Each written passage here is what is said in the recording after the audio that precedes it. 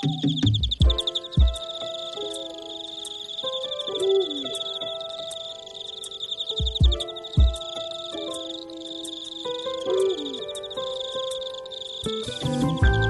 everybody, it's Weedy here up again on the hill. I'm going to do a quick video today and I'm going to explain how to read the 2025 Astrological Calendar and the Moon Planting Guide. A lot of people got the poster for last year, but on this video I'm going to show you how to read it and how to translate all this information. But it's very noisy out here at the moment because we're in Australia and it's summertime. So I'll tell you what I think I might do. I might come back tonight when it's a bit quieter.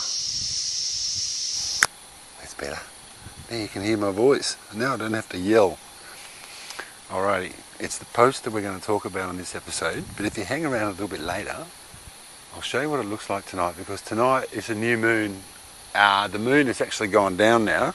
The moon goes down just after it gets dark. So there's no moon in the sky tonight, and I'm going to show you what it looks like with the stars. So I'm going to do a star time lapse and I'll finish this video off if you're interested to look at that one. And if you want to hang around in the weedy garden, I'm going to go for a little night tour and I'm going to show you what happens underneath the beehive.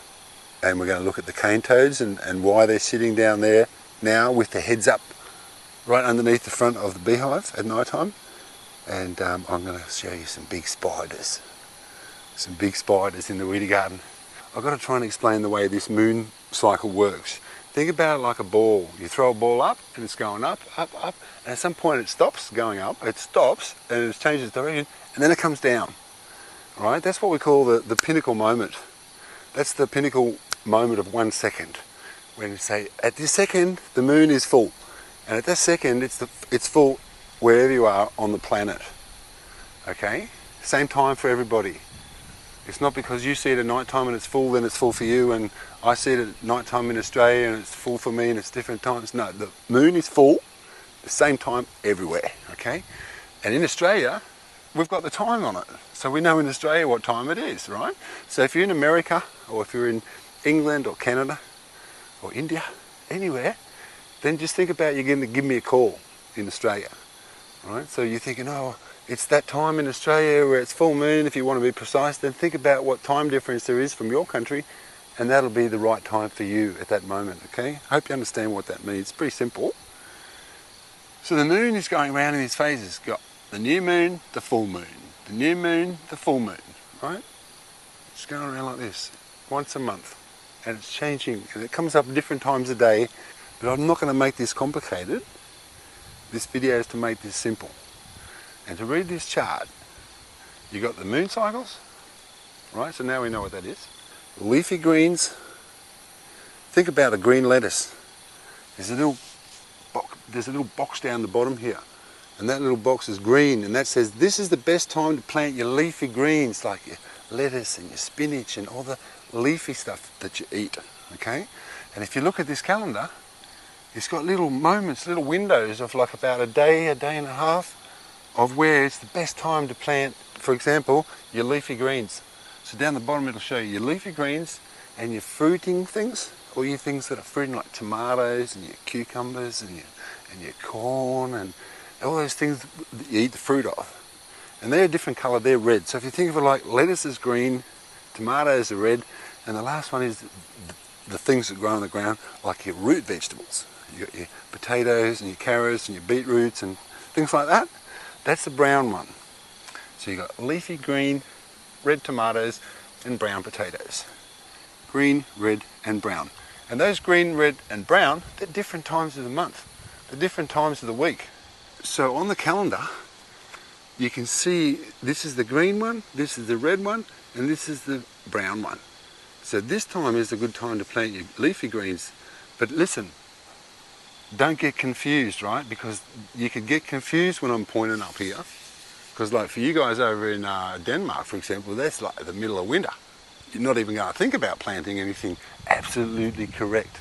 Correctamundo. So for me, here in the northern rivers of New South Wales, beautiful Australia, I've got 2 windows in the year. And that is my summer vegetables. All right, I want to put them in here, and I'll explain why in a second. and I've got my winter crops. So this little window here, your green and your red and your browns, that's the window I've got to plant my winter crops, generally speaking. And this could be turned around any direction depending on where you are in Australia, okay? But for me, if I'm planting, for example, if I'm thinking, oh, you beauty, the first of spring, it's starting to get nice and light and everything, it's starting to get warmer, I'm going to put my corn in, right? And give it a long growing season. Do you know what's going to happen?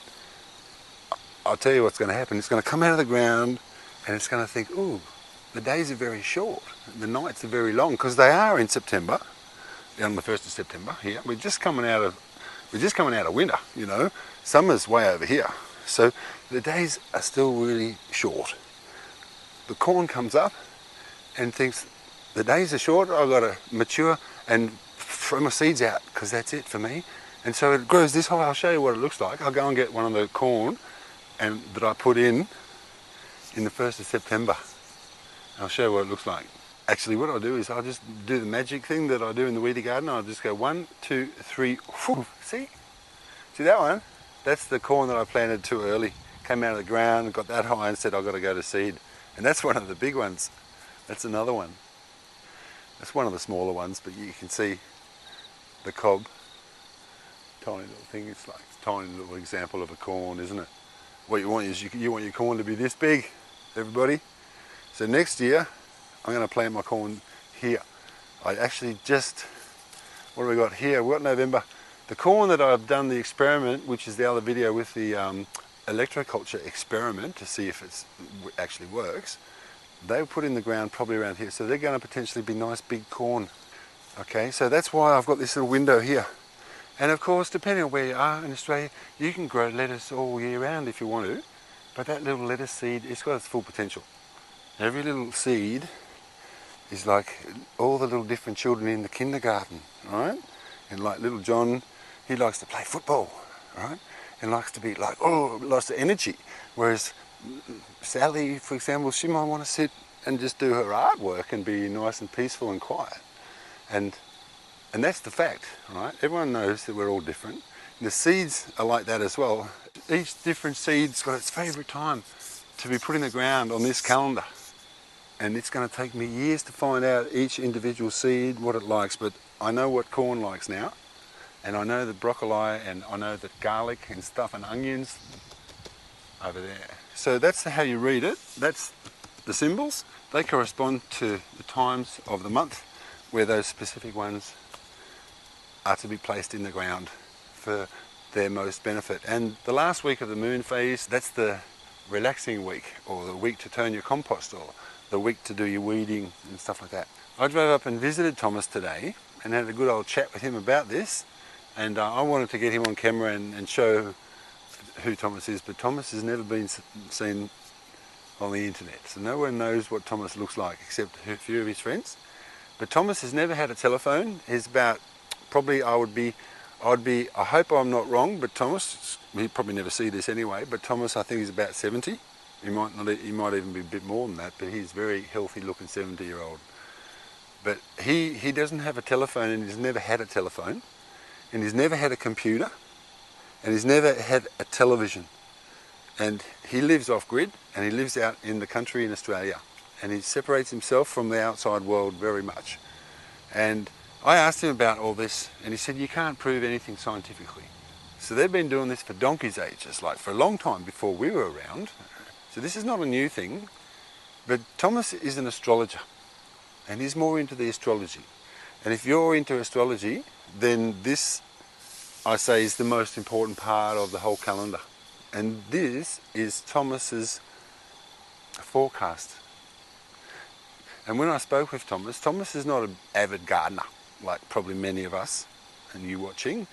Thomas is an astrologer, and he dedicates his time and his life to doing this calendar. Thomas has been making these calendars since 1978.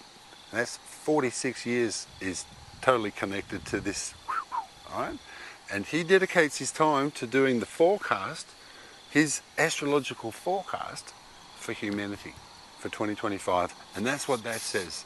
The most amazing thing is that he does it all by hand.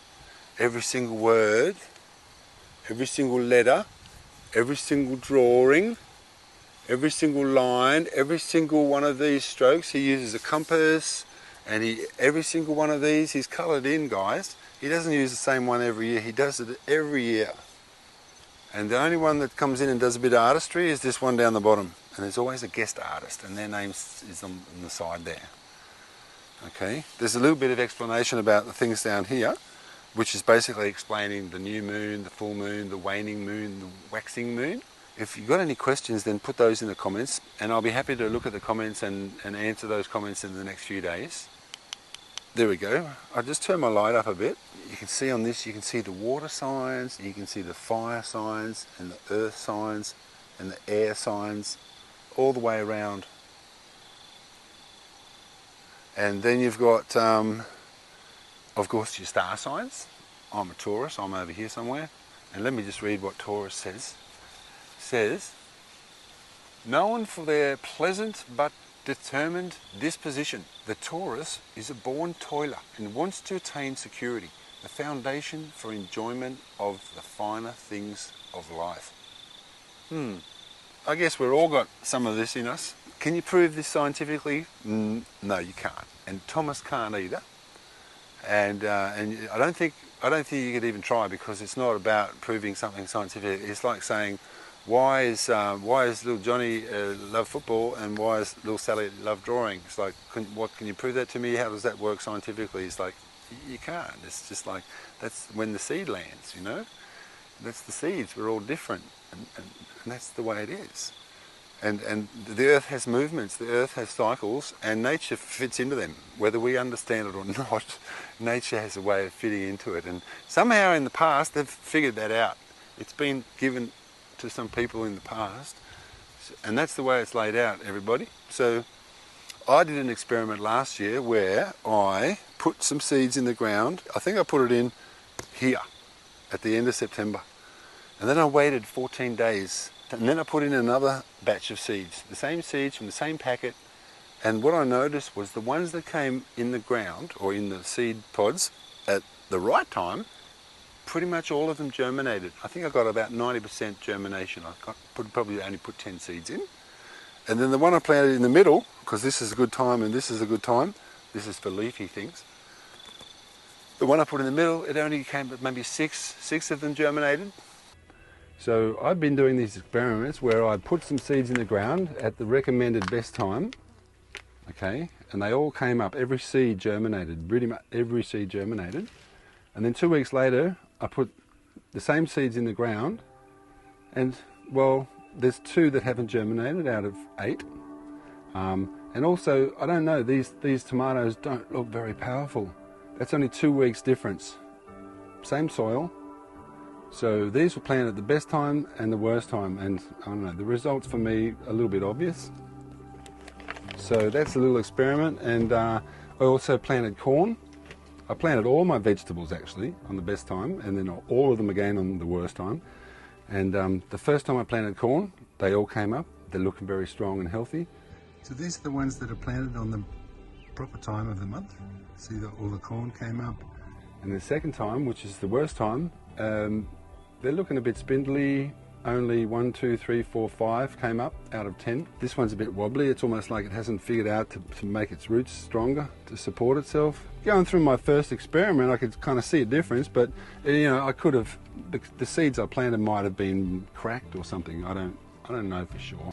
But there was one experiment, it was one trial. I think to find out, to do this properly, you'd want to do 50 different trials here and here and here, and then 50 different trials here and here and here, and then you'd have to do it again next year and the year after, and try and figure it out, because I think after doing this for 10 years, then you'd probably find out if it actually made a difference or not.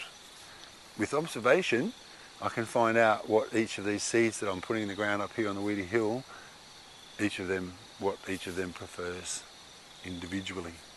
Thank you, Thomas. Just a little reminder that you can find them on my website now. I went up to him today and I got a bunch of them, and they're sitting in tubes ready to be sent out to everyone who likes them, and hopefully in time for Christmas, so you can maybe send it to someone else. And if nothing else, it's a beautiful piece of art, and you know when you can plan your full moon parties for the next 13 full moons. Okay, alrighty, I'm not quite finished yet. So those people that are still watching, I've got a nice bright light now. Sorry about that for those people that got a bit bright in their eyes. But I'm going to take this now and have a look around the garden and show you some of the really cool things that come out at night time up in the weedy garden, which is very different to the daytime. Okay, so have a look at this, for example. Oh, see the cane toads here? See how they're looking up there? What they're doing is they're waiting for those worker bees inside to throw out the old bees. See, the worker bees, they live for about 6 weeks. And after 6 weeks they get old. Then at night time, the younger worker bees take them out of the hive and throw them over the edge. Like basically walk the plank. The same with the drones. If a drone's more than 6 months old, it means it hasn't mated, therefore it's useless. So then they also get thrown over the edge at night time. The cane toads have figured that out. And they sit there all night long and just wait for the bees. But that's pretty disgusting, but pretty amazing at the same time, I think. The cane toads are a pest, and they're really bad for the wildlife in Australia. So those cane toads will be put into my compost. All the cane toads that come in the weedy garden, they stay in the weedy garden, become part of the weedy garden. So now I'm going to go down and see if we can find a big spider. Alright, just doing a bit of cane toad searching. It's nice and easy to find them with this bright light. Here's one. Okay. A little pro tip for those that want to catch the cane toads. Just like that. You've got to just hold them by their beak and take your fingers out of the way, because if you hold your fingers there, see how they'll try and grab my fingers and push me away. They can't do anything. You don't want to touch these on the back. On the back of these, they've got these horrible little poisonous wart things, and that's what kills all the native animals that eat them. So I'm going to put this in my compost, but I won't do it on the video because I know there's children watching. There you go. So you might be thinking that's a big spider's web. See? Okay, you think that's a big one? Check out this one. It's that one. That is the biggest spider's web.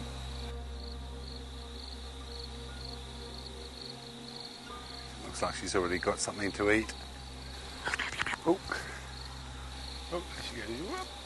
Up to the leaf where she can hide. See, the spiders, they only come out at night time. They make their web, catch the insects and eat them, save them. And in the morning before the sun comes up, they come and they eat the whole web up, and they crawl up underneath the leaf and hide because they're smart, because they know the birds are not here at night time. The birds like spiders. I think what I'll do now is I'll finish off this episode and give you a nice little view of the stars that I can see up here in the weedy garden tonight. Okay, so thanks for watching this little short video, and see you on the next video next week, where I tell you more about this food forest competition. Okay, so until then, enjoy your lives, enjoy your gardens, have a nice day, and I'll catch you later.